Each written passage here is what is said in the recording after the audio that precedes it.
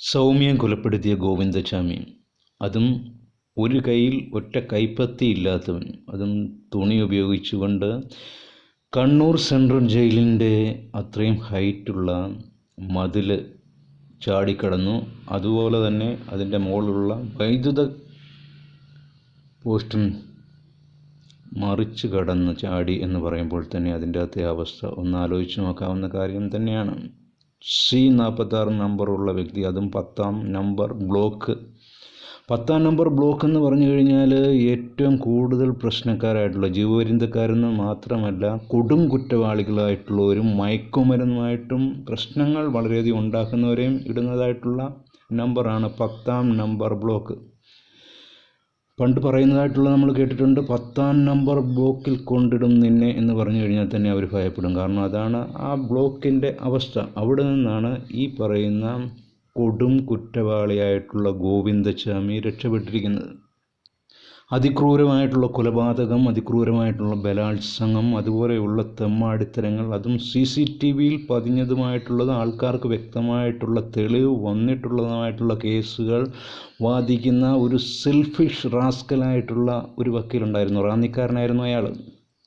ആളൂർ എന്ന പേരിൽ അറിയപ്പെടുന്നതും കഴിഞ്ഞിടയിൽ അയാൾ മരിക്കുകയും ചെയ്തു എന്നും നമുക്ക് വാർത്ത കേൾക്കുവാനായിട്ട് സാധിച്ചു. ഈ വ്യക്തി തന്നെ ഇയാൾക്ക് വേണ്ടി വാദിക്കാനായിട്ട് എത്തിയിരിക്കുന്ന കാര്യങ്ങളും നമ്മൾ അറിഞ്ഞിട്ടുള്ളതാണ്. ജയിലിനകത്ത് നടക്കുന്നതായിട്ടുള്ള വാർത്തകൾ പുറത്തേക്ക് അറിയിക്കാതിരിക്കുന്ന അവസ്ഥയുണ്ട്. പ്രധാനമായിട്ടും പുറത്തേക്ക് അറിയിക്കുക എന്നുള്ളത് തന്നെയാണ് പ്രധാനമായിട്ടും വേണ്ടത്. പ്രധാനമായിട്ടും ആൾക്കാരുടെ ചിന്താഗതി എന്ന് പറഞ്ഞു കഴിഞ്ഞാൽ, ജയിലിനകപ്പെട്ട് കഴിഞ്ഞു കഴിഞ്ഞാൽ അവിടെ സുഖമായിട്ടുള്ള ജീവിതം ആണ് എന്നാണ്. അവർക്ക് ജോലിയൊന്നും ചെയ്യേണ്ട, 3 നേരം ഭക്ഷണം, സുഖമായിട്ടുള്ള താമസം, ചുറ്റും ഗവൺമെൻറ് ഉദ്യോഗസ്ഥരായിട്ടുള്ള പോലീസുകാർ കാവൽ, ഇങ്ങനെയുള്ള അവസ്ഥകളൊന്നുമല്ല. ഓരോ ശിക്ഷകൾ അനുഭവിക്കുന്നവർക്കും അവരുടേതായിട്ടുള്ള ജോലി ലെവൽ രാവിലെ തൊട്ട് വൈകിട്ട് വരെ കൊടുക്കുന്നതായിട്ടുള്ള അവസ്ഥകളുണ്ട്. ആ ജോലി ലെവലിൻ്റെ അവസ്ഥകളുടെ തീവ്രത ഇതുപോലുള്ള വ്യക്തികൾക്ക് വർദ്ധിപ്പിക്കുകയും ഇതുപോലുള്ള പ്രശ്നങ്ങളെ കൂടുതലായിട്ടും ഉണ്ടാക്കുന്ന വ്യക്തികൾക്ക് ഏറ്റവും കൂടുതലായിട്ടുള്ള ശിക്ഷാവിധികൾ അത് പുറത്തുള്ളവരെ അറിയിക്കുന്നതായിട്ടുള്ളൊരു സമ്പ്രദായം ഏർപ്പെടുകയും ജയിൽ എന്ന് കേട്ട് കഴിഞ്ഞാൽ തന്നെ ഞെട്ടണം എന്നുള്ള അവസ്ഥയാണ് നമുക്ക് പ്രധാനമായിട്ടും വേണ്ടത്. ഇതുപോലുള്ള കുറ്റകൃത്യങ്ങൾ നടക്കുന്ന സമയത്ത് പ്രധാനമായിട്ടും നമ്മൾ അറിയുന്നതായിട്ടുള്ളൊരു നമ്മുടെ സംസാര വിഷയത്തിൽ ആളുകൾ പറയുന്നതായിട്ടുള്ള കാര്യമാണ്, വിദേശത്തുള്ള ശിക്ഷകൾ കൊടുക്കണം. ശരിയാണ്, ഒരർത്ഥത്തിൽ നോക്കിക്കഴിഞ്ഞാൽ വിദേശത്തായിട്ടുള്ള ശിക്ഷകൾ അങ്ങനെ കൊടുക്കുന്നതുകൊണ്ട് അവിടെ അങ്ങനെ ഒരു കാര്യം കുറ്റകൃത്യം ചെയ്യുവാനായിട്ട് പെട്ടെന്ന് തന്നെ അവരുടെ ഉപബോധ മനസ്സിലേക്ക് തന്നെ വരും. ഇങ്ങനെ ചെയ്തു കഴിഞ്ഞാലുള്ള ശിക്ഷ കഠിനമാണ്, തല വെട്ടിക്കളയും, കൈ വെട്ടിക്കളയും, കാല് വെട്ടിക്കളയും, ഇങ്ങനെയൊക്കെയുള്ള അവസ്ഥ. ഇതിന് ഒരു 2 തലങ്ങൾ കൂടി നമുക്ക് അന്വേഷിച്ചു കഴിഞ്ഞാൽ അതിൻ്റെ ഒരു പ്രധാനപ്പെട്ട അർത്ഥം നമുക്ക് മനസ്സിലാക്കുവാനായിട്ട് സാധിക്കും.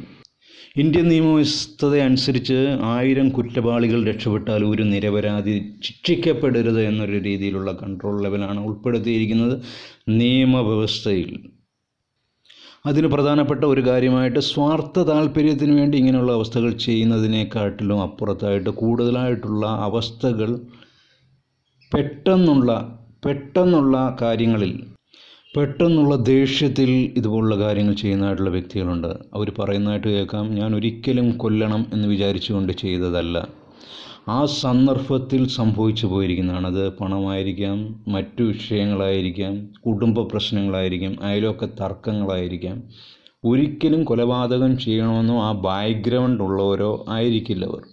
ആ സമയത്തുണ്ടായിരിക്കുന്ന അവരെ പ്രകോപിപ്പിക്കുന്നതായിട്ടുള്ള അവസ്ഥ, അല്ലെങ്കിൽ ഒരു സാമ്പത്തികമായിട്ടുള്ള അവസ്ഥ എടുത്തു നോക്കും. ആ സാമ്പത്തികം കൊണ്ടാണ് അയാൾക്ക് ജീവിക്കേണ്ടത്, അയാളുടെ വീടിൻ്റെ പ്രശ്നങ്ങൾ തീർക്കേണ്ടത്. അതിനുവേണ്ടി കഷ്ടപ്പെട്ട് അയാൾ ഉണ്ടാക്കുന്ന സമ്പത്ത് മറ്റൊരാൾ കൈക്കലാക്കിയിട്ട് അതിനുശേഷം അയാൾക്ക് കൊടുക്കാതിരിക്കുകയും ഏറ്റവും ഒടുവിൽ അയാളെ കുറ്റക്കാരനാക്കുന്ന രീതിയിലുള്ള സംസാരവും അയാളെ പ്രകോപിക്കുന്നതായിട്ടുള്ള അവസ്ഥയും അത് പല വർഷങ്ങളായിട്ട് നടന്നുകൊണ്ടിരിക്കുന്ന സമയത്ത് പിന്നീടുണ്ടാകുന്ന വഴക്കുകളിൽ വർഷങ്ങൾക്ക് ശേഷം അയാൾക്ക് ഏറ്റവും മോശമായ രീതിയിൽ മുമ്പേ പറഞ്ഞു കൊണ്ട് തന്നെ അയാളെ കുറ്റക്കാരനാക്കുകയോ അയാളെ പ്രകോപിക്കുന്ന രീതിയിലുള്ള സംസാരം വരികയോ എടുപിടി ഉണ്ടാകുന്ന ക്ഷമയില്ലായ്മ, ദേഷ്യത്താൽ പ്രകോപനപരമായിട്ടുണ്ടാകുന്ന ഒരു അറ്റാക്ക്, ചിലപ്പം കൈ കിട്ടുന്ന ഒരു സാധനം വെച്ച് മർമ്മപ്രധാനമായിട്ടുള്ള ഒരു സ്ഥാനത്ത് അടിക്കുക മൂലം ഉണ്ടാകുകയോ അറ്റാക്ക് ചെയ്യുന്നത് മൂലമോ പെട്ടെന്നുണ്ടാകുന്ന മരണമാണ് മുമ്പേ ഈ പറഞ്ഞിട്ടുള്ള അവസ്ഥയുടെ കാരണം. അയാൾ ഒരിക്കലും ആ ബാക്ക്ഗ്രൗണ്ടിൽ നിന്നിരിക്കുന്ന വ്യക്തി ആയിരിക്കുകയില്ല.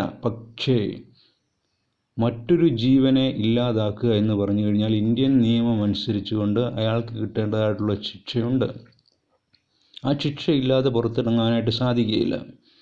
അത് വധശിക്ഷ പോലുള്ള കാര്യങ്ങളിൽ നിന്ന് മാത്രമേ രക്ഷപ്പെടുകയുള്ളൂ. ചിലർക്ക് പെട്ടെന്നുള്ള ഒരു മോചനം അതിൽ നിന്ന് രക്ഷപ്പെടാനായിട്ട് സാധിക്കുമായിരിക്കും. പക്ഷേ തെറ്റ് തന്നെയാണ്. നമ്മൾ മറ്റൊരു വ്യക്തിയെ അടിക്കുക എന്നുള്ള അവസ്ഥ വരിക തന്നെ നമ്മുടെ ജീവൻ അത്രത്തോളം അപകടകരമായിട്ട് തീർന്നിരിക്കുന്നു എന്നുള്ള അവസ്ഥയിൽ നിന്ന് സ്വയരക്ഷ നടത്തുക എന്നുള്ള അവസ്ഥയിൽ വരുമ്പോൾ മാത്രമേ മറ്റൊരു വ്യക്തിയുടെ ശരീരത്തേക്ക് പോലും തൊടുക എന്നുള്ള അവസ്ഥ വരാവുള്ളൂ എന്നുള്ളതാണ് ശരിക്ക് പറയുന്ന ലെവൽ.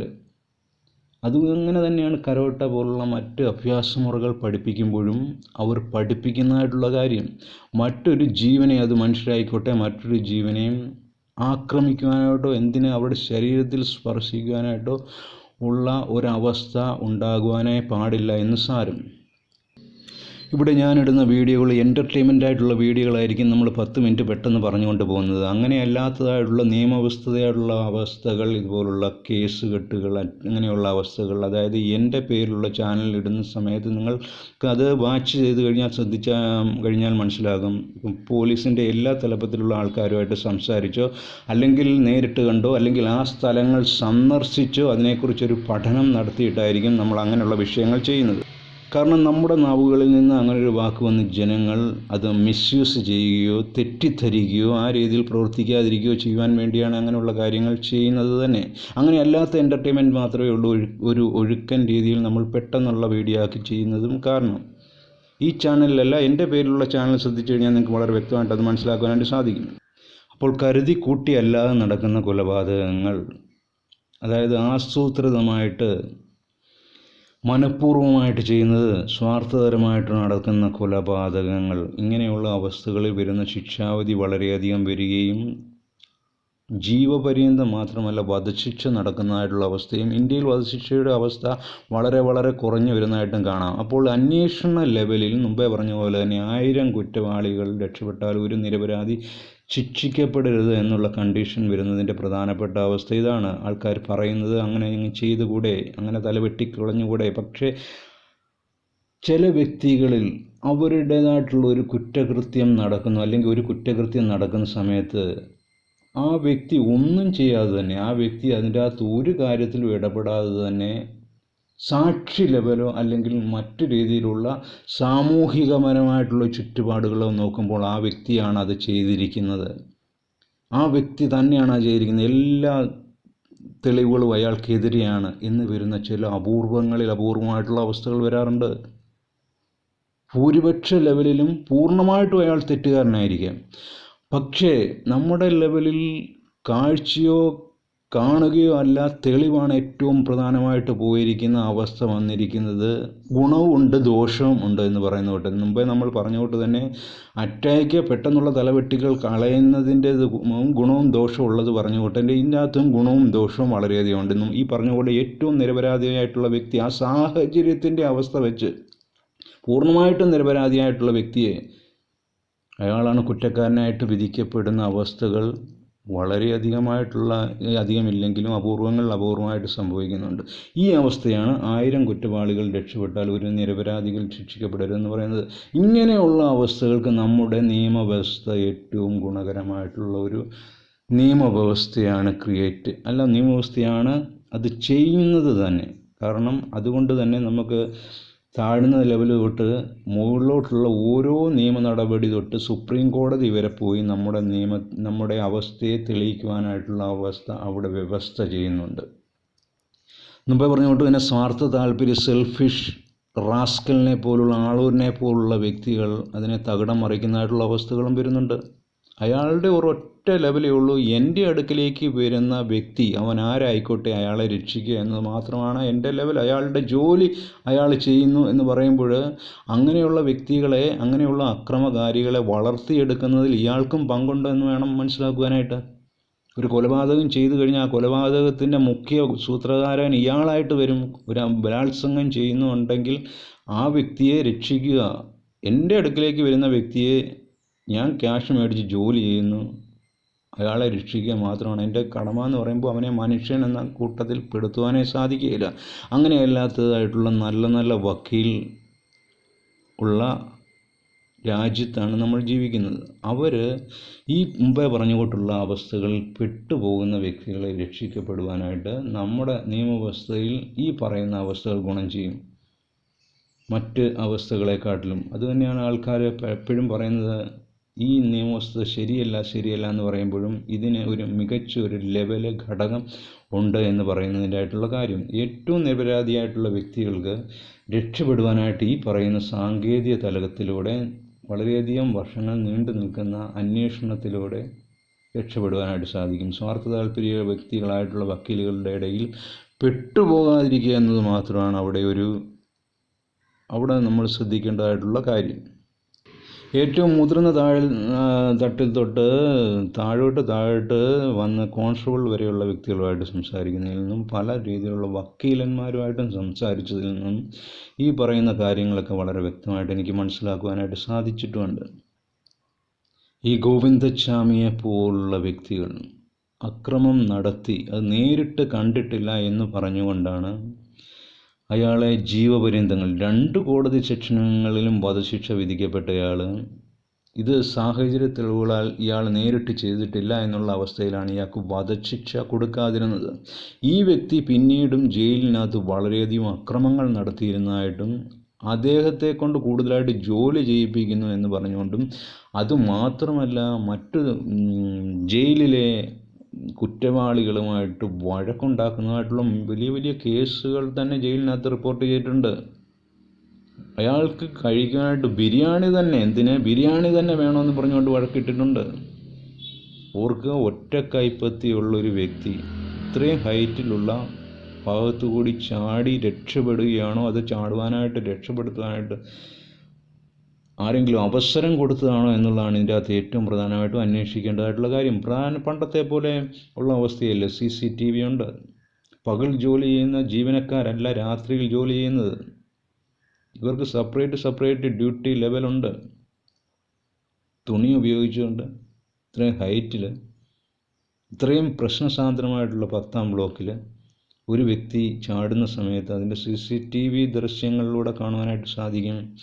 കമ്പി മുറിച്ചു എന്നൊക്കെ പറയുന്നത് എത്രത്തോളം ഭീകരമായിട്ടുള്ള അവസ്ഥയായിട്ടാണ് നമുക്ക് കാണുവാനായിട്ട് സാധിക്കുന്നത്. ഈ കാലത്ത് ട്രെയിനിൽ പോയിക്കൊണ്ടിരിക്കുന്ന പെൺകുട്ടി ആ കമ്പാർട്ട്മെൻറ്റിൽ അധികം ആൾക്കാരില്ലാതെ വരികയും ആ കമ്പാർട്ട്മെൻറ്റിൽ നിന്ന് തള്ളിയിടുകയും അതിലൂടെ ആ പെൺകുട്ടിയെ ക്രൂരമായിട്ട് ബലാത്സംഗം ചെയ്ത് കൊല്ലുകയും ചെയ്യുക എന്ന് പറയുന്ന ഒരു വ്യക്തി, ആ വ്യക്തിയെ നേരിട്ട് കണ്ടിട്ടില്ല എന്നുള്ള അവസ്ഥയിൽ നിന്ന് മാത്രമാണ് അയാൾക്ക് വധശിക്ഷ കൊടുത്തിട്ടില്ല എന്നുള്ള കാര്യം ഞാൻ മുമ്പേ പറഞ്ഞു.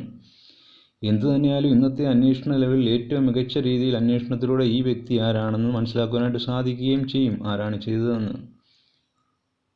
ഒരു വ്യക്തികൾക്ക് തുറസ്സായിട്ടുള്ള സ്ഥലത്ത്, ഓർത്തോണം, കാടിനുള്ളിലോ ഒറ്റപ്പെട്ട മേഖലകളിലോ അല്ലെങ്കിൽ ആൾക്കാർ കാണാത്തതായിട്ടുള്ള CCTV ഇല്ലാത്ത ഏരിയയിലോ അല്ലെന്ന് ഓർക്കണം. ജനസാന്ദ്രമായുള്ള അവസ്ഥകളിൽ വെച്ച് തന്നെ ഇങ്ങനെയുള്ള അവസ്ഥകൾ ഉണ്ടാകുമ്പോൾ അതിൻ്റെ ഭീകരമായിട്ടുള്ള അവസ്ഥ എത്രത്തോളം ആണ് എന്ന് മനസ്സിലാക്കാവുന്നത് നമ്മൾ മനസ്സിലാക്കേണ്ടത് തന്നെയായിട്ടുള്ള കാര്യമാണ്. ഓരോ കുറ്റകൃത്യങ്ങൾ നടക്കുന്ന സ്ഥലം, സാഹചര്യം, സമയം, അന്തരീക്ഷം, ഇതിനെയെല്ലാം വിലയിരുത്താവുന്ന ഏറ്റവും പ്രധാനപ്പെട്ട ഘടകങ്ങൾ എത്രയോ കാലഘട്ടങ്ങളിലായിട്ട് നടന്നു പോയിട്ടും ഇന്നും അതുപോലുള്ള അവസ്ഥകൾ ഉണ്ടാകുന്നു എന്ന് പറയുന്നത് എത്രത്തോളം ദയനീയമായിട്ടുള്ള ചിത്രമാണ്.